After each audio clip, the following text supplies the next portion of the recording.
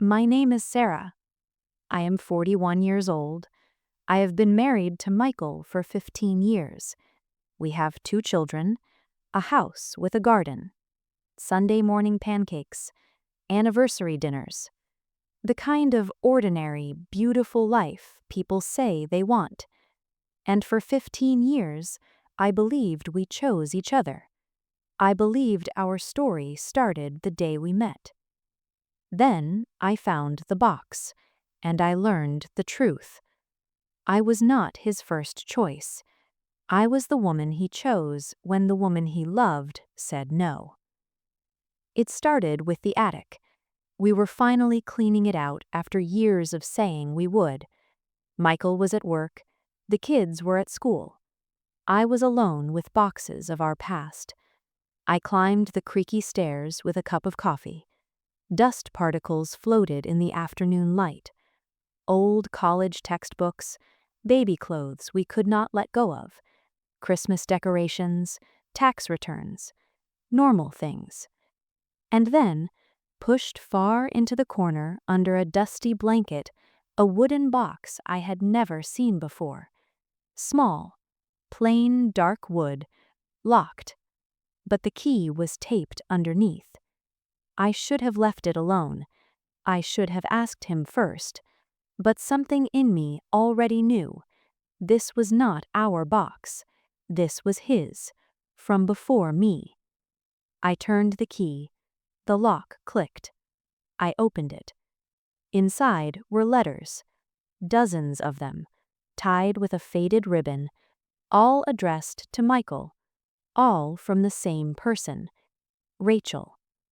The handwriting was beautiful, careful cursive, the kind people do not use anymore. I picked up the first letter. The paper was thin, old, dated 20 years ago, before I even met him. The letters told a story I was not part of. Michael and Rachel, together for 3 years in college. The first letter was from early in their relationship.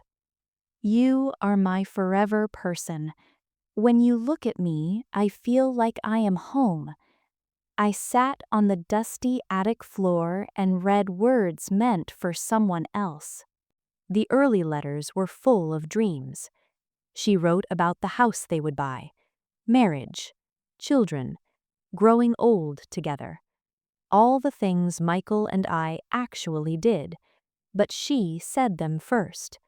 She dreamed them first. Then, something shifted in the letters. Rachel started talking about opportunities. A gallery in Paris wanted her work, a residency in Berlin, a chance to become the artist she dreamed of being. Michael told her to stay.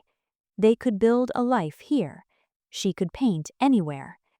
But Rachel wanted everywhere. The letters became painful, arguments on paper, her begging him to understand, him begging her to choose him.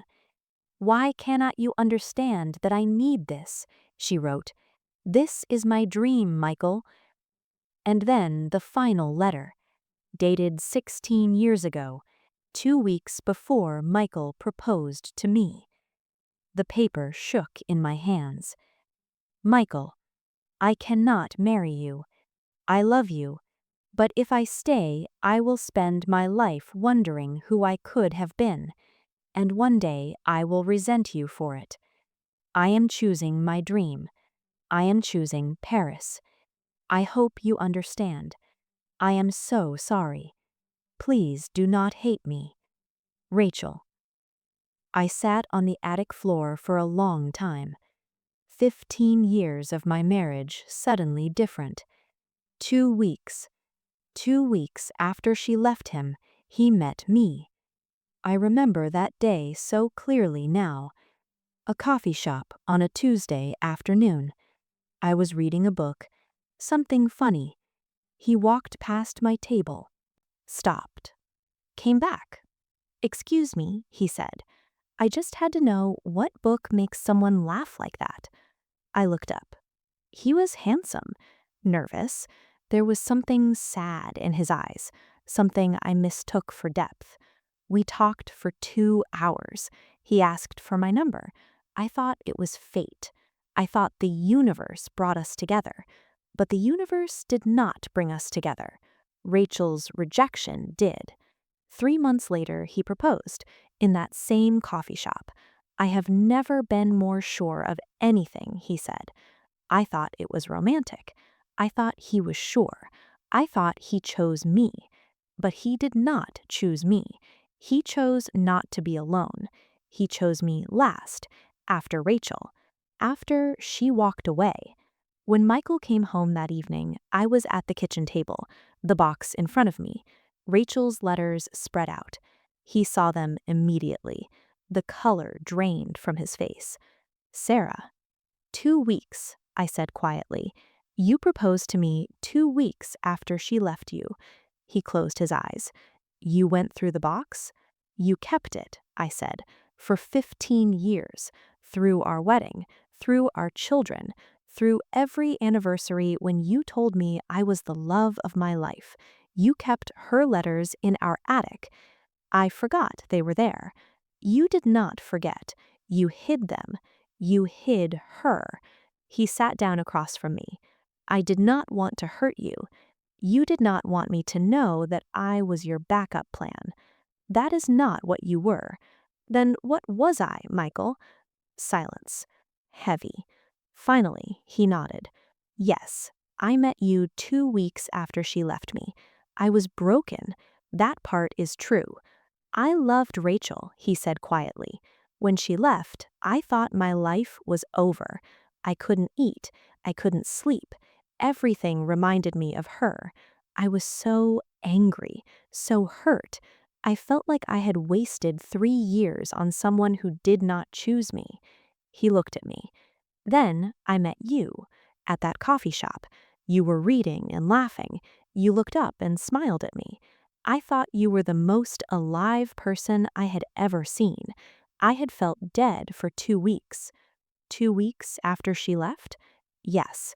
I was broken, and you were light. You did not know about Rachel. You did not look at me with pity. You just saw me. I asked you out because I wanted to feel something other than pain. That part is true. My hands were shaking. But Sarah, he continued, I fell in love with you. Really in love. Not rebound love. Not replacement love. I fell in love with who you are. I chose to open my heart again. I chose to trust again. I chose to build a life with you. I chose you every single day for 15 years. You chose me because she was not available. I chose you because you were, he said. And then I chose you because I loved you, because you became my best friend.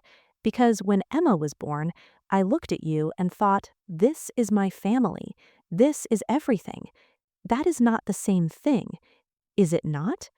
I did not sleep that night. I lay beside him in the dark. This man I thought I knew. I could hear him breathing, steady, deep. How could he sleep? 2 children slept down the hall, children who existed because another woman said no. And I asked myself the hardest question. Does it matter? Does it matter that I was not his first choice? Does it matter that he only noticed me because his heart was broken? Does it matter that if Rachel had said yes, I would never have been his wife? I would have met someone else, lived a completely different life. And the truth is, yes, it mattered. Because for 15 years, I believed our love story started with me, with us. But it did not start with me. It started with her rejection. I was not the beginning. I was what came after. The next morning, Michael left something on the table. 3 journals. Old, worn. A note on top. Please read these, then decide. I love you. I opened the first one. Dated 16 years ago. The day after Rachel left. I do not know how to breathe without her. Everything reminds me of her. I do not know how to be angry and heartbroken at the same time. Page after page of grief. Then, 2 weeks later, I met someone today. Sarah. She made me laugh. I have not laughed in 2 weeks. I did not think I could. I kept reading. She is so different from Rachel. Rachel was always chasing something. Sarah is just present. She is here, right now. And that feels like a gift. I told Sarah about my heartbreak. She just listened. We are both broken people trying to be whole. Maybe that is enough. I think I'm falling in love with her. Can you fall in love when you are still grieving someone else? I do not know if it matters. I proposed to Sarah today. I know it is fast. Everyone says it is too soon. But I don't want to lose her. Rachel chose her dream. I'm choosing Sarah. I'm choosing us. Years later, Emma was born today. Sarah was so strong. I have never loved anyone the way I love Sarah. Rachel was my first love, the love that taught me what heartbreak feels like. But Sarah is my forever, the love that taught me what home feels like. Jacob started kindergarten today.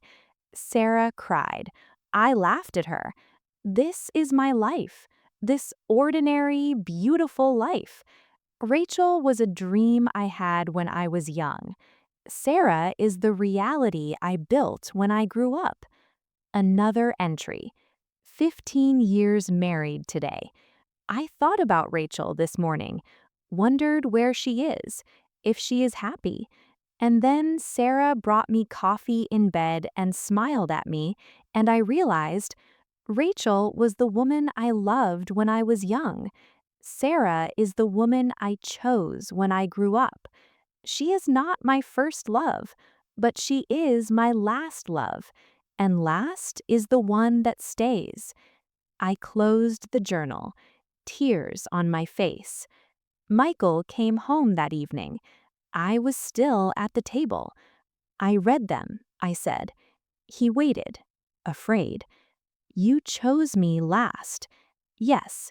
You chose me because she left. Yes. If she had stayed, we would not exist. No, we would not. I took a breath. But you chose me every day after that. I did. I do. I will.